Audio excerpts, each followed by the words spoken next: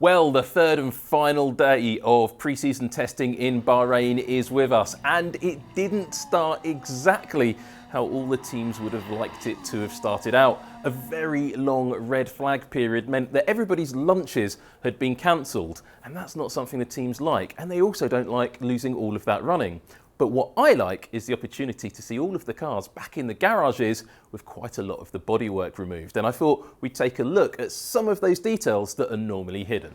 Now, where else to start but with the world champions? Yep, it's Red Bull again, but I thought we'd take a detailed look at the front of the car. The nose is off the car at this point, so we get to see the front bulkhead. That's the very front of the monocoque, the chassis of the car, and you can see that right here in clear detail. But there are some details on the front of the chassis, on that bulkhead, that I just want to draw your attention to, and I'll just talk them through very quickly before we compare it to that of a different car. So you've got these fixing points at the top and bottom. Now there's nothing really complicated to those.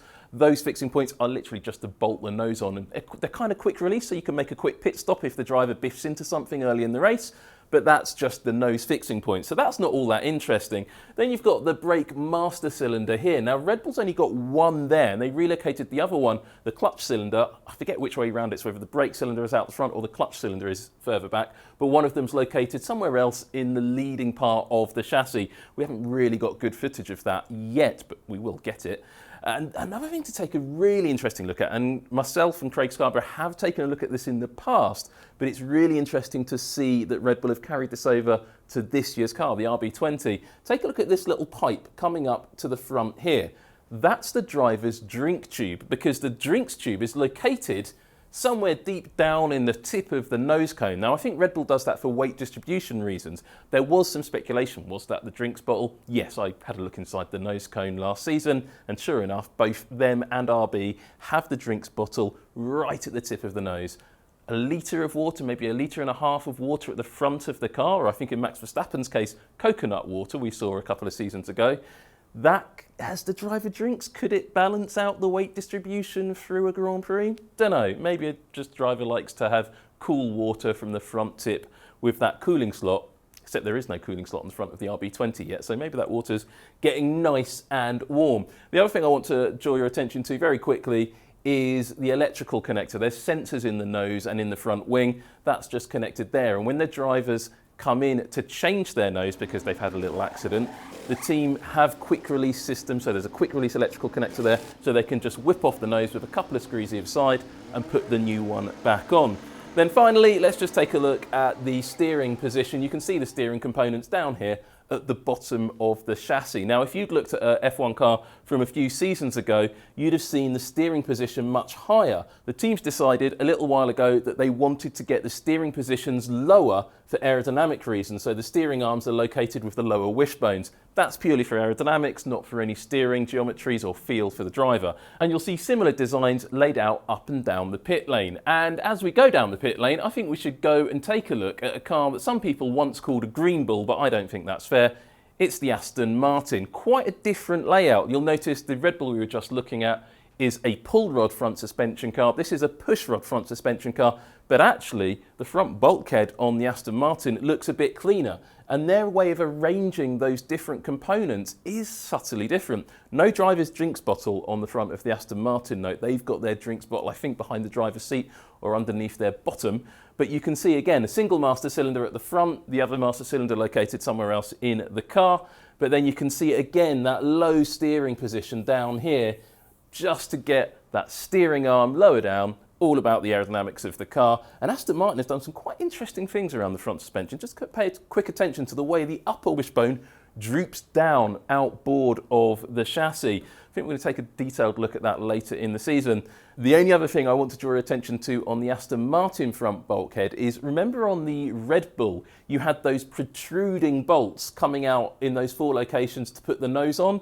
Well, Aston Martin have done the absolute opposite. They've got some holes. The bolts are on the back of the nose cone itself. They think that's a quicker way to change the nose. Red Bull don't agree. That's slightly different. And then just have a quick look here, this big hole.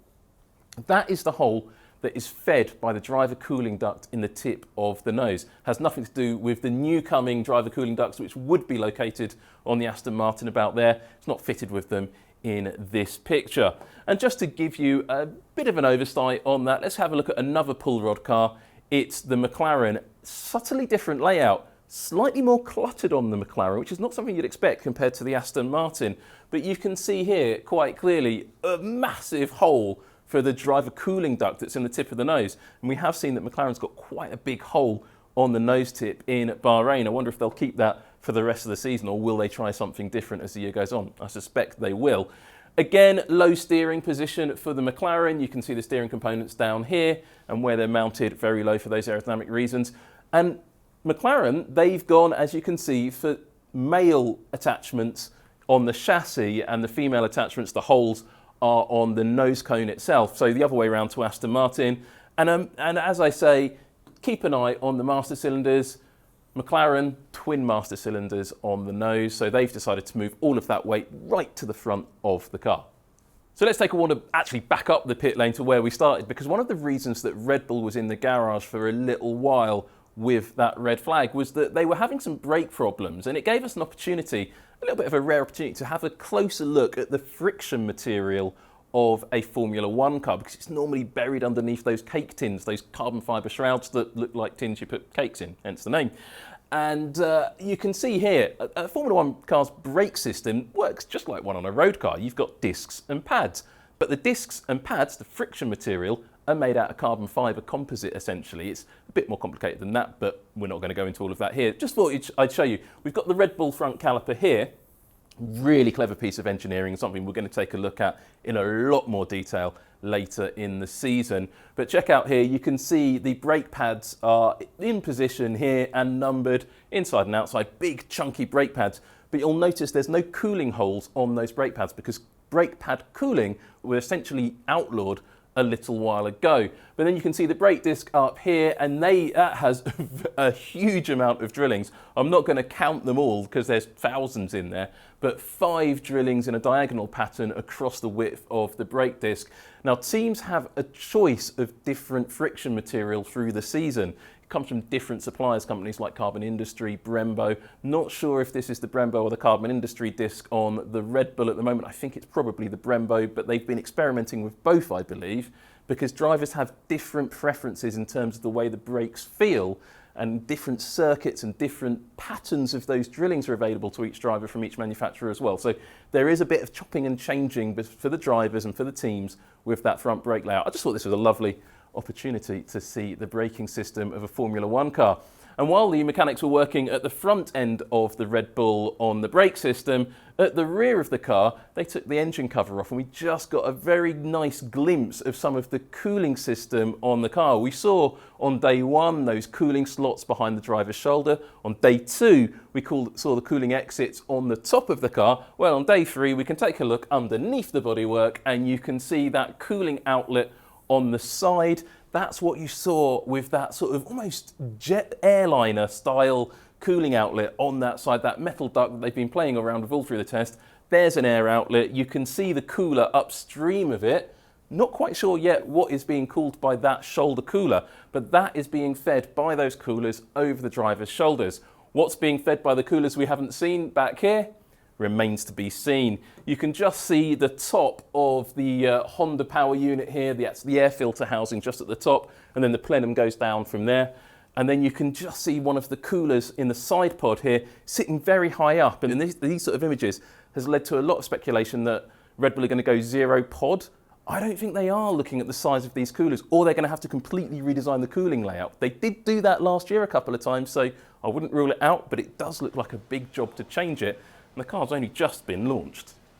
Of course, a red flag means you don't just get to look underneath the bodywork. Sometimes the bodywork itself is of interest. And down at the Williams garage at the other end of the pit lane, they introduced a new front wing. We saw this actually on the live coverage a bit, but it's got a really interesting design feature. You can see it here, the dive plane as we call it, on this outer edge of the end plate. Rather than being just a sliver of carbon fibre as we're used to seeing, it's a big old wedge of carbon fibre, and that's quite unlike anything we've ever seen in this generation of F1.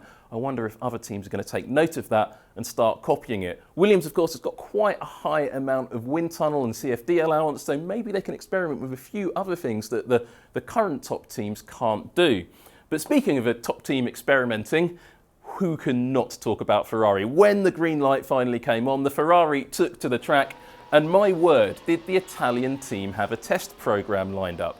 This is the engine cover of the car in the garage during that red flag period. Now it's pretty clear what I'm going to talk about here. You've got this big cooling outlet on the side of the car. And we discussed that over the previous 2 days of testing, and the fact you can see that Ferrari has got an interchangeable panel, as all teams do, to let them swap these cooling louvres out, in and out.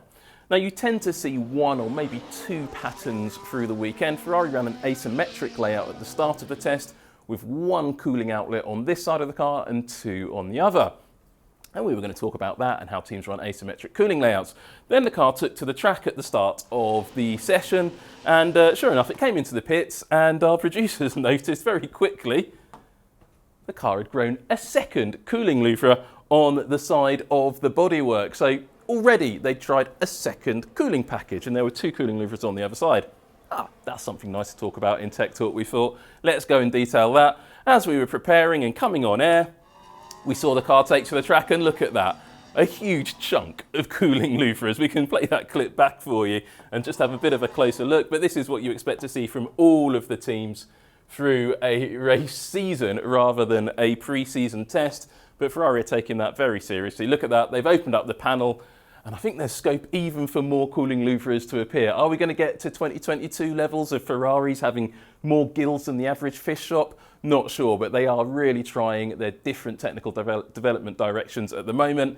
And I think there's an awful lot more of this to come. And that's why I'm really looking forward to the rest of the 2024 F1 season.